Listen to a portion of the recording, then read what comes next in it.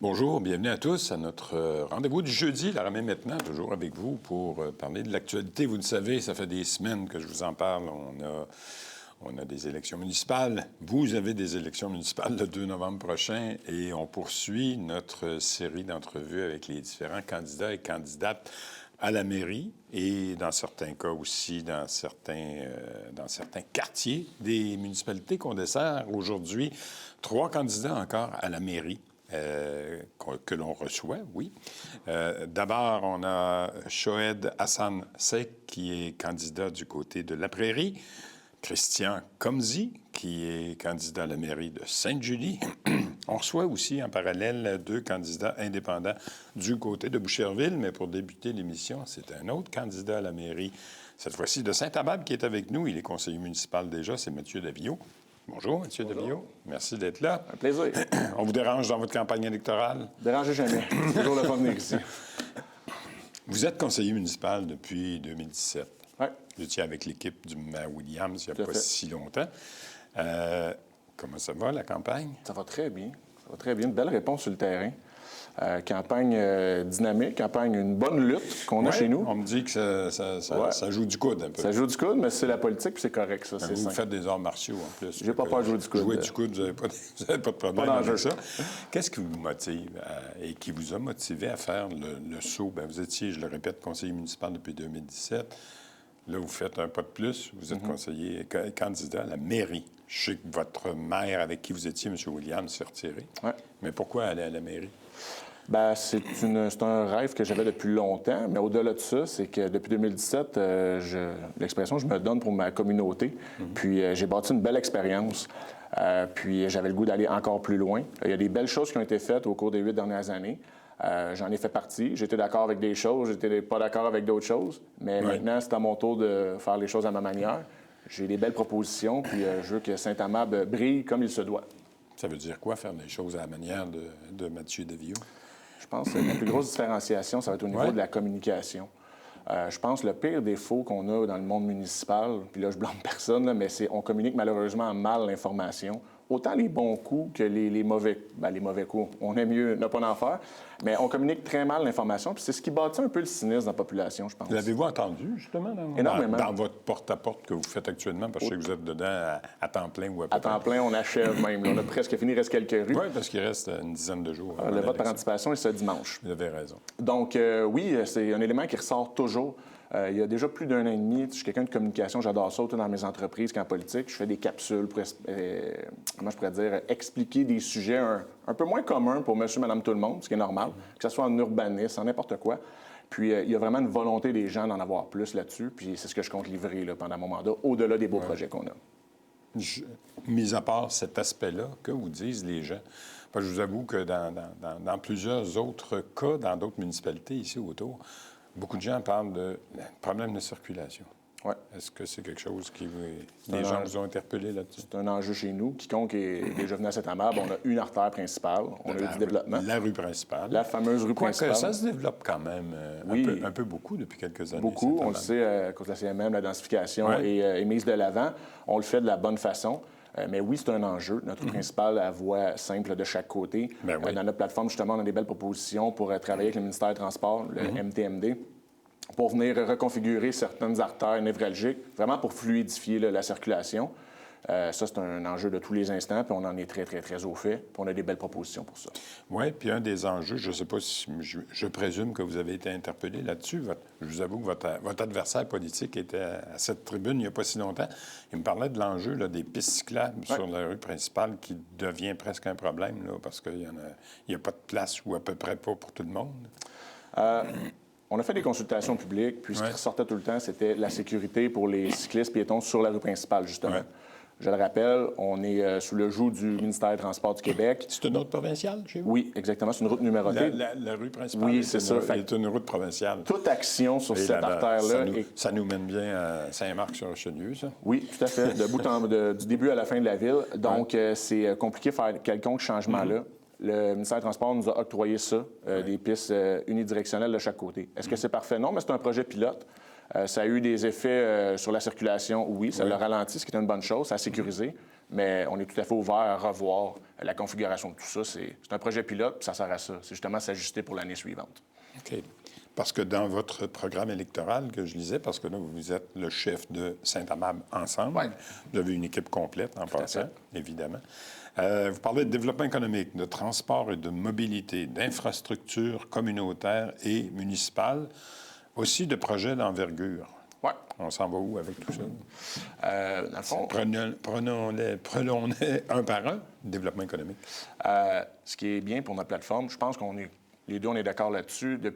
En 2025, on ne peut plus se présenter à titre de maire ou avec un parti sans plateforme définie. Je pense que les gens sont éduqués maintenant, politiquement. Tout le monde s'attend à un plan très clair, très bien quantifié. C'est ce qu'on a livré. On a fait des consultations publiques depuis janvier, la dernière fois qu'on s'est parlé. On a fait des tables rondes citoyennes, puis c'est ce qui a donné notre belle plateforme électorale, super conséquente. Au niveau du développement économique local, bien, justement, on veut amener les commerces de proximité qu'on a besoin. Il y a plusieurs gestes posés là-dessus en ce sens. Il y avait un gros projet aussi de développement là, sur la rue principale, justement. Je me souviens d'avoir... Il y en a un sur Principal, mais surtout sur Cardinal. Justement, il y avait un lancement. C'est 14 suites commerciales. Donc, tous les petits projets, les petits commerces de proximité vont voir le jour là. Donc, ça, c'est un bon départ. On veut faire du vrai développement économique, justement, pour amener la fameuse deuxième épicerie que tout le monde veut. Ça frappe à la porte, vraiment. Donc, on travaille très fort là-dessus. Et économique aussi, ce qu'on veut dire par là, c'est de générer des nouveaux revenus. Parce que tout ce qu'on propose dans la suite de la plateforme, ça prend des sous. Et on le sait, la taxation à Saint-Amable, la pression est très, très forte. On a un beau projet industriel qui est signé et qu'on va développer. Ça, c'est une primeur et une promesse qu'on fait. L'entente est signée. On parle de plus de 13 millions de dollars dans les coffres de la Ville seulement pour la vente du terrain. Ensuite, il y a un parc de matériaux biosourcés qui va voir le jour là, la culture du chanvre. Un parc durable, les écomatériaux. Je ne peux pas en dire plus pour le moment, mais c'est ce qui va voir le jour là. Et c'est là qu'on va vraiment, avec la nouvelle taxation industrielle, on le sait, un peu comme Sifa-Varennes, répartir l'assiette fiscale. Parce que c'est ça, ça fait partie de vos objectifs de rééquilibrer la taxation. 100 Avec le commercial, l'industriel puis le résidentiel. Eh bien, c'est bien ça. Pourquoi il y a un déséquilibre actuellement? Énorme. Une ville, pour être viable, là, c'est environ entre 12 et 15 d'industriel commercial. À Saint-Amable, on est à 4 je pense. Il y a de la place. Ah, il y a de la place. Et il faut enlever cette pression-là sur les familles pour justement stabiliser les comptes de taxes. OK. Dites-moi donc, en passant, votre fameux projet là, d'usine de transformation puis de revalorisation de la fameuse pomme de terre qui a été longtemps une signature pour Saint-Amable. La RAED, c'est justement ce projet-là. Il a changé au fil du temps. Oui, parce que là, vous me parlez de chanvre. Oui, tout à fait. Il peut y avoir uniquement des entreprises, justement, agroalimentaires. Là. Ça rentre là-dedans, fait que ça va devenir du chanvre maintenant. Mais c'est exactement ce projet-là qui voit le jour, finalement, avec une grosse vente de terrain plus de la belle taxation qui va rentrer. C'est une pierre angulaire de notre plateforme pour se payer les autres choses après. OK. C'est pour la prochaine année? Vous dites que c'est signé? Le terrain est vendu. Le terrain est vendu. Exactement.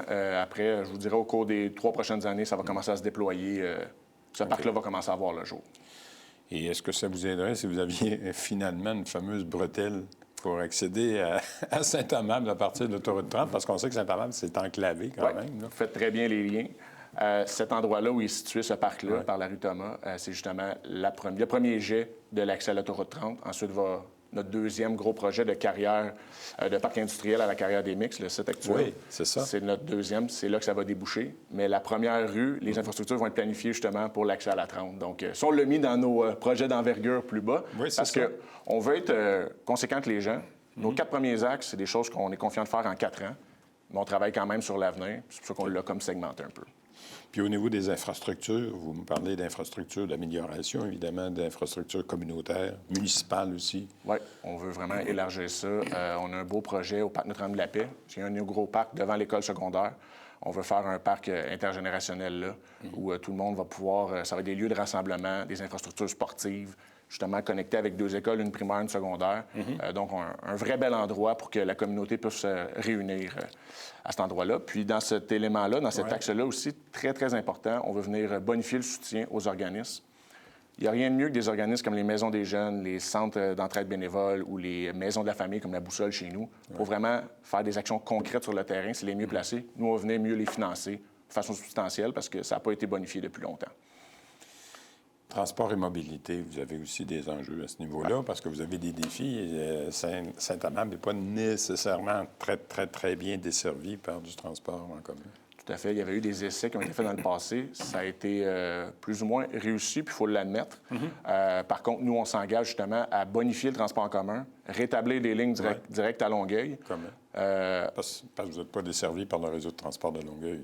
Non, mais on est desservi par Exo. Exo. Oui, puis on découle de la RTM, tout.